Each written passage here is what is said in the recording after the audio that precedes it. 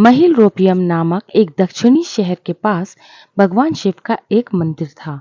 वहाँ एक पवित्र ऋषि रहते थे और मंदिर की देखभाल करते थे। वो भिक्षा के लिए शहर में हर रोज जाते थे और भोजन के लिए शाम को वापस आते थे।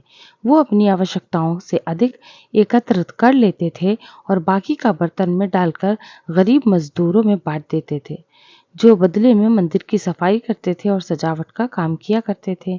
उसी आश्रम में एक चूहा भी अपने बिल में रहता था और हर रोज कटोरे में से कुछ न कुछ भोजन चुरा लेता था।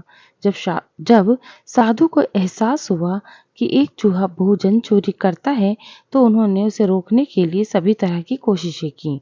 उन्होंने कटोरे को काफी ऊंचाई पर रखा ताकि चूहा वहां तक न पहुंच सके, और यहाँ तक कि एक छड़ी के साथ चूहे को मार भगाने की कोशिश की, लेकिन चूहा किसी भी तरह कटोरे तक पहुंचने का रास्ता ढूंढ लेता और कुछ भोजन चुरा लेता था। एक दिन एक भिक्षु मंदिर की यात्रा करने के लिए आए थे, लेकिन साधु का ध्यान तो चूहे के डंडे से मारने में था और वो भिक्षु से मिल भी नहीं पाए। इसे अपना अपमान समझ भिक्षु क्रोधित होकर बोले, आपके आश्रम में फिर कभी नहीं आऊंगा, क्योंकि लगता है मुझसे बात करने के अलावा आपको अन्य काम ज्यादा महत्वपूर्ण लग रहे हैं। साधु विनम्रता पूर्वक चूहे से जुड़ी अपनी परेशानियों के बारे में भिक्षुक को बताते हैं और कैसे चूहा उनके पास भोजन किसी न किसी तरह से चुरा ही लेता है। ये चूहा किसी भी बिल्ली या बंदर को हरा सकता है। अगर बात मेरे कटोरे तक पहुंचने की हो तो मैंने हर कोशिशें की हैं, लेकिन वो हर बार किसी न किसी तरीके से भोजन चुरा ही लेता है।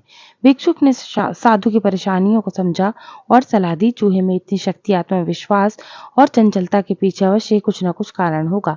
मुझे यकीन है उसने बहुत सारा भोजन जमा कर रखा होगा और यही कारण है कि चूहा अपने आप को बड़ा महसूस करता है और उसी से उसे ऊंचा कूदने की शक्ति मिलती है।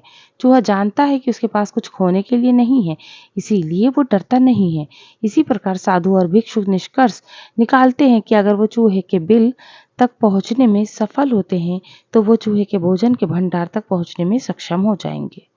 उन्होंने फैसला किया कि अगली सुबह वो चूहे का पीछा करेंगे, उसके बिल तक पहुंच जाएंगे। अगली सुबह चूहे का पीछा करते हैं और उसके बिल में प्रवेश द्वारा पहुंच जाते हैं।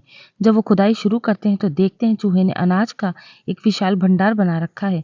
फौरन ही साधु ने सारा चुराया गया भोजन एकत्र करके मंदिर में लिवा ले जाते हैं। वापस आने पर अपना सारा अनाज गायब देख चूहा बहुत ही दुखी हो जाता है। इस बात से उसे गहरा झटका लगता है, इसने सारा आत्मविश्वास खो दिया। अब चूहे के पास भोजन का भंडार नहीं था। फिर भी उसने फैसला किया कि वो फिर रात में कटोरे से भोजन चुराएगा, लेकिन जब उसने कटोरे तक पहुंचने की कोशिश की तब वो धड़ाम से नीचे गिर गया। उसे ये एहसास हुआ कि अब ना तो उसके अंदर शक्ति है और ना ही आत्मविश्वास। उसी समय साधु ने भी छड़ी से उस पर हमला किया। किसी तरह चूहे ने अपनी जान बचाई और भागने में कामयाब रहा और फिर वापस मंदिर कभी नहीं आया। यदि हमारे पास भी संसाधनों की कमी ना हो तो हम में भी अद्भुत शक्तियां और आत्मविश्वास की कमी कभी नहीं आ सकती है।